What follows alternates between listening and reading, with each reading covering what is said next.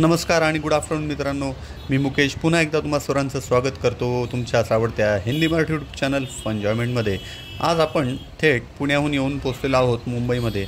आज पुन्हा एकदा मी तुमच्यासाठी एक नवीन ब्लॉग घेऊन आलेलो आहे आणि आपण आलेलो आहोत मुंबईतील भायखळा येथे असलेल्या राणीच्या बागेत. तर आपण सुरुवातीला राणीच्या बागेबद्दल थोडीशी एक माहिती जाणून घेऊया. यालाच वीर माता जिजाबाई भोसले बॉटनिकल आणि उद्यान आणि झू देखील म्हणतात. आज आपण मुंबईतील या ऐतिहासिक आणि निसर्गप्रेमींसाठी खास ठिकाण असलेल्या राणीच्या बागेच्या सफरीला जात आहोत. तर आता आपण इथे काय पाहणार आहोत त्याबद्दलचं मी थोडंसं तुम्हाला माहिती सांगतो. चला. तर राणीची बाग जी मुंबईतील भायखळा परिसरात आहे त्या राणीच्या बागेची स्थापना 1851मध्ये करण्यात आली आणि हे जे पार्क आहे झूलॉजिकल पार्क हे भारतातील सर्वात जुने झू पार्क मानले जाते. आणि सुरुवातीला ही जी बाग आहे ती फक्त राजकीय उद्देशांसाठी होती, परंतु नंतर या ठिकाणी विविध प्राण्यांची वस्ती करण्यात आली आणि या ठिकाणी तुम्हाला एंट्री फी आकारली जाते आणि अडल्टसाठी 50 रुपये, 12 वर्षाखालील मुलांसाठी 25 रुपये आणि जर फॅमिली असेल सोबत पूर्ण फॅमिली जर असेल तर फॅमिली त्या 4 मेंबरसाठी 2 चाइल्ड आणि 2 हजबंड स्पाऊससाठी 100 रुपीज या ठिकाणी आकारले जातात. या ठिकाणचे मुख्य आकर्षणाबद्दल जर बोलायचं झालं तर या ठिकाणी अतिशय मोठे असे प्राणी संग्रहालय आहे, ज्या ठिकाणी आपल्याला विविध प्रकारचे प्राणी, पक्षी आणि जंगली प्राणी देखील बघायला मिळतात. त्यानंतर इथे वेगवेगळ्या प्रकारचे रंगबिरंगी पक्षी देखील या ठिकाणी बघायला मिळतात. तसेच या ठिकाणी फुलांचे गार्डन देखील आहे. त्या ठिकाणी आपल्याला विविध प्रकारचे फुलांची बाग आपल्याला बघायला मिळते. वेगवेगळ्या प्रकारच्या फुलांचे गार्डन आपल्याला या ठिकाणी बघायला मिळते. त्यानंतर या ठिकाणी आपल्याला सिंह, बिबट्या, हत्ती असे अनेक जंगली प्राणी देखील बघायला मिळतात. या ठिकाणी जर भेट द्यायची असेल तर सर्वात उत्तम वेळ म्हणजे सकाळची वेळ. सकाळच्या वेळी या ठिकाणी अतिशय वातावरणात थंडावा असतो. आणि हे बघा, इथे बच्चे कंपनीसाठी तर अतिशय जबरदस्त अशी धमाल असते. या ठिकाणी शाळांच्या विविध सहली देखील येत असतात आणि बच्चे कंपनींचा जोश बघाल तर एकदम फुल ऑन एन्जॉय करताना या ठिकाणी लहान मुलं आपल्याला बघायला मिळतात. हे ठिकाण जे आहे ते लहान मुलांसाठी तर अतिशय उत्तम ठिकाण आहे. त्याच्यामुळे तुम्ही इथे तुमच्या मुलांना या ठिकाणचे वेगवेगळे प्राणी, पक्षी दाखवण्यासाठी इथे तुम्ही सुट्टी दिवशी आरामात हमखास इथे घेऊन येऊ शकतात. आता आतमध्ये आल्यानंतर सर्वात प्रथम आपल्याला या ठिकाणी बघायला मिळतो आहे अस्वल.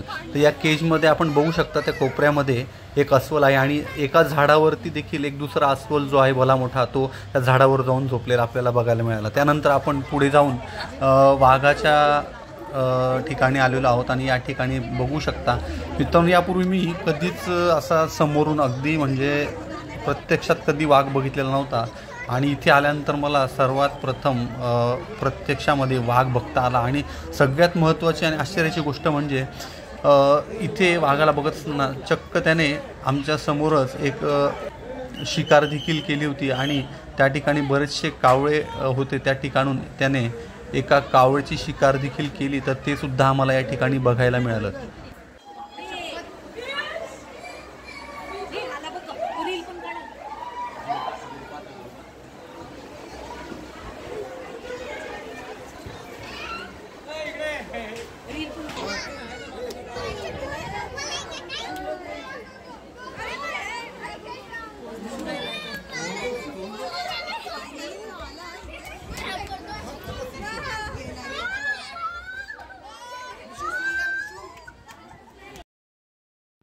आणि आता वाघ बघून झाल्यानंतर आपण आलेलो आहोत दुसऱ्या एका अतिशय इंटरेस्टिंग पॉईंटकडे, ज्या ठिकाणी तुम्हाला बघायला मिळतात पेंग्विन.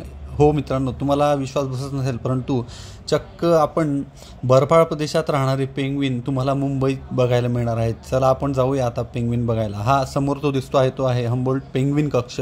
या ठिकाणी बरेचसे लहान लहान पेंग्विन या ठिकाणी आणण्यात आले आहे आणि त्यांना एका थंड वातावरणामध्ये मेंटेन करून ठेवण्यात आलेले आहे. आणि या ठिकाणी देखील लहान मुलं अतिशय आनंद या ठिकाणी घेतात आणि पेंग्विन हे सुद्धा लहान मुलांसाठीचं एक वेगळं काही आकर्षण असतं, तर तेही तुम्हाला या ठिकाणी बघायला मिळतं.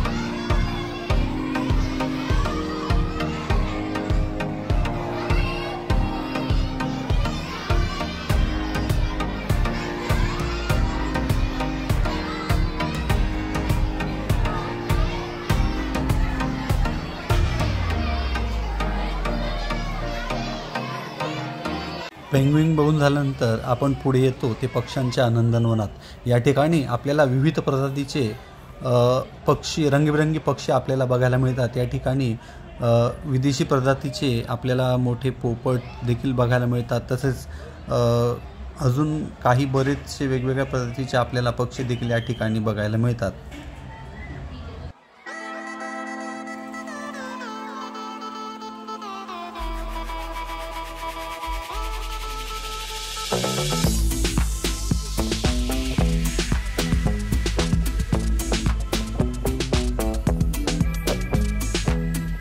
तर मित्रांनो, कसा वाटला आजचा हा व्लॉग?